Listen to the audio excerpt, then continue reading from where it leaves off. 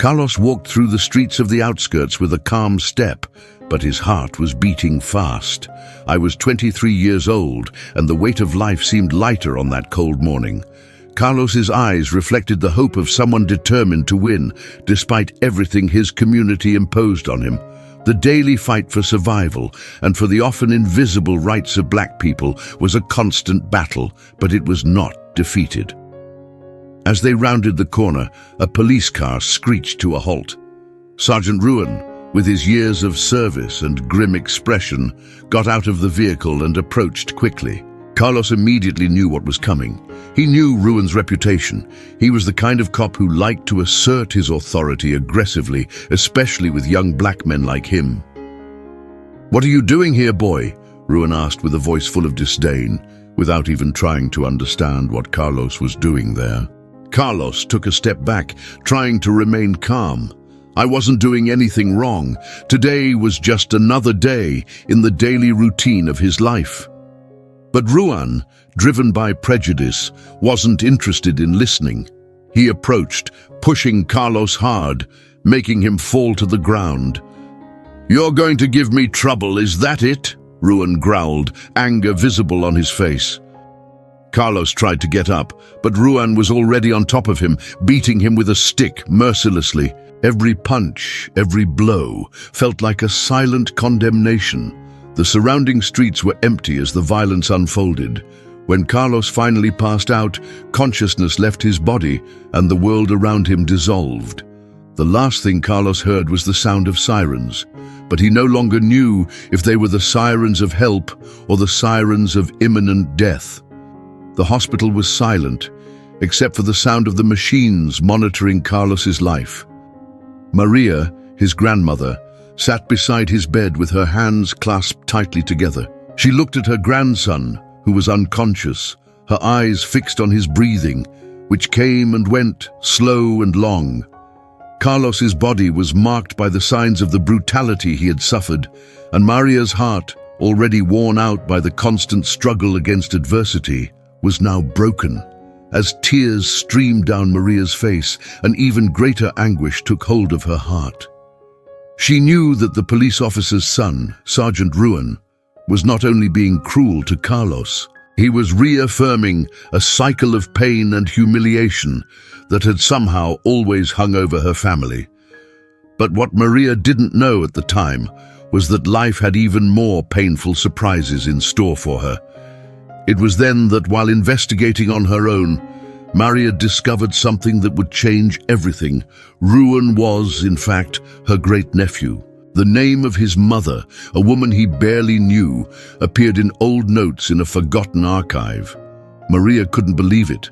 Over the years, he had heard stories from the past, but he never imagined that this cruel man was from his own family.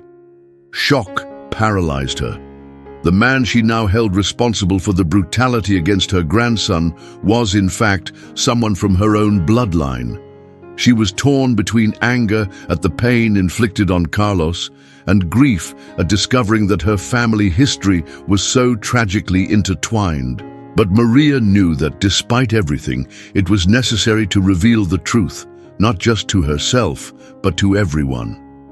Night had already fallen, but the atmosphere in Maria's house was far from calm. She couldn't stop thinking about revealing the secret that linked her to the man who had almost destroyed Carlos's life. Her mind was spinning between anger and confusion, but she knew she couldn't stay still. The truth, no matter how painful it was, needed to be revealed. He wouldn't allow her omission to harm any more lives. The next morning, Maria sought help from a human rights lawyer, Andre Costa. He was known for his tireless work defending victims of police abuse, and his experience had made him a strong voice in a city where the silenced often had no chance to be heard. Maria explained the situation to him, and with each word the pain became more real, more impossible to ignore. "I need someone to listen to my story, Andre. I need the truth to come out," Maria said, her voice firm but trembling with emotion. Andre nodded, immediately understanding the gravity of the case. They began to gather information, ask questions, and look for details about Ruan's behavior. What they discovered was even more alarming. Ruan was deeply involved in drug trafficking and corrupt practices within the police force. There was a network of crimes in which he acted as a key player, and Carlos, without knowing it, had just become the victim of a rotten system. Meanwhile, the hospital became a center of protests. The community, so accustomed to police violence, now saw one of its own become a symbol of resistance. The streets filled with people demanding justice for Carlos, while Maria, together with Andre, tried to get the media to cover the case with the urgency it deserved. Word began to spread like wildfire, and the pressure on the police increased by the day. For the first time, Maria saw herself as a mobilizing force. She, who had always been a woman of faith and silent action, now faced a battle that could change the history of her family and the entire community. But this required courage, and Maria had no doubts. She was ready to face everything in the name of truth and justice for Carlos. Ruan was at home, sitting in the dark leather chair in the living room. The imposing and characterless atmosphere reflected the coldness with which he treated life situations. He had always known that his actions in the police force had put him at the center of a dirty game, but what he had not expected was to be challenged in this way. The revelation that Carlos was his great-nephew took him by surprise. It was as if a shadow had fallen over everything he believed to be right. Word of Ruan's abuse began to spread, fueled by Maria's statements and early reports of the ongoing investigations. He knew his name was being dragged through the mud, but his greatest fear was not being exposed as a criminal. The real fear was that his lineage, his name, would be tarnished forever. For Ruan, the issue was never about morality or ethics. It was about power and control, and now that power was beginning to slip through his fingers. In a fit of rage, Ruan sought refuge in his old friend and superior in the police, Colonel Duarte, a man who shared his extremist views. Duarte had always believed that the line between justice and revenge was thin, which pleased Ruan deeply, and he wanted to impose his own version of the law.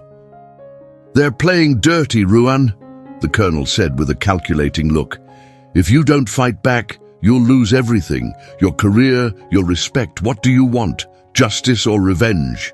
Ruan knew she had the power to manipulate the situation to her advantage, but the pressure was immense.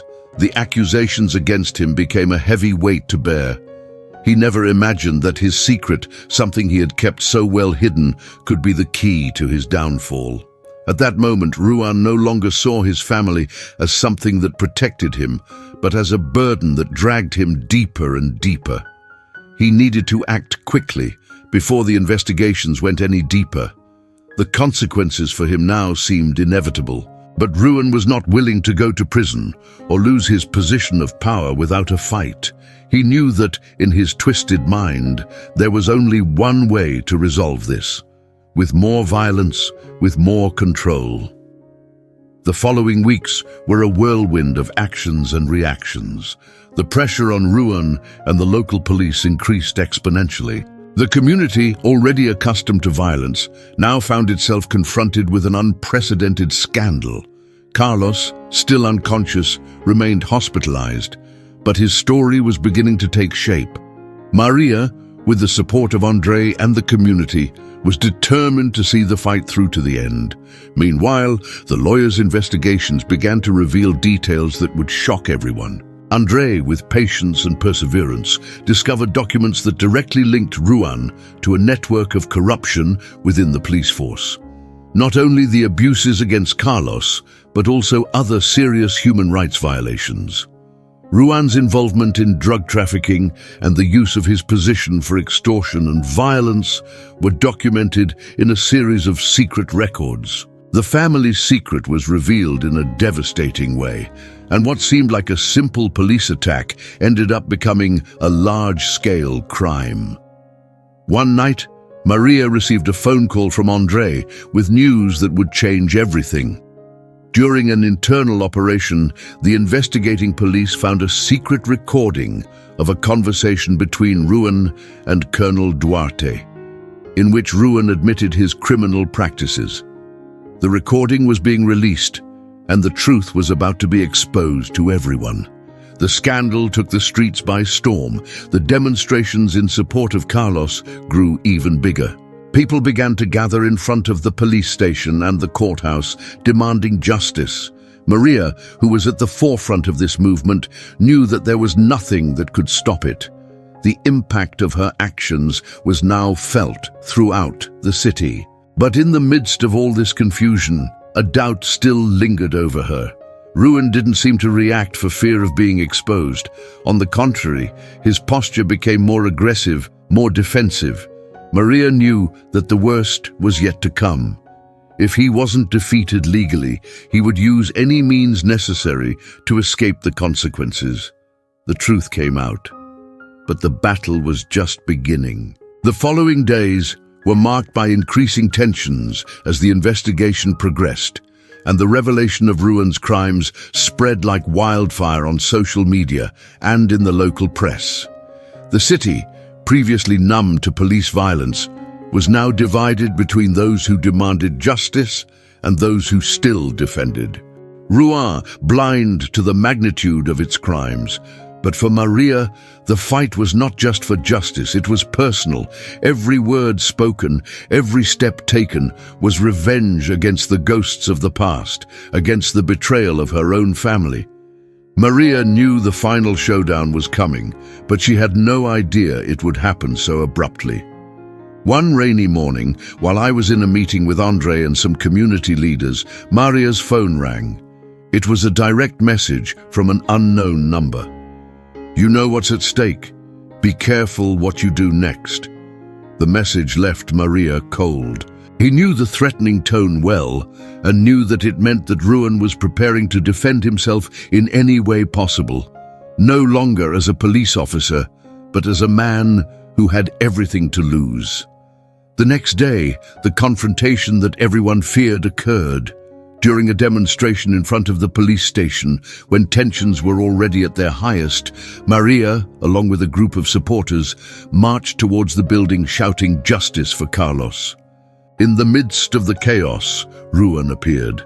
He was in a police car, watching from afar with cold, calculating eyes.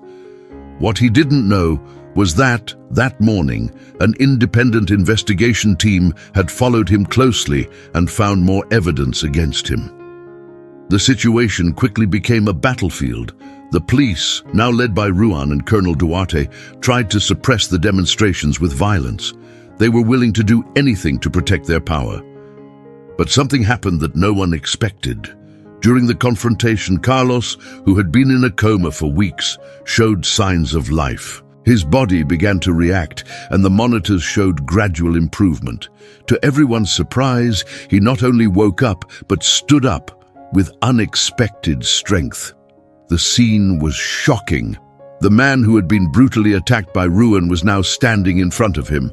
But Carlos's gaze was not one of fear, it was pure hatred, and in that moment he knew his fight for justice was just beginning.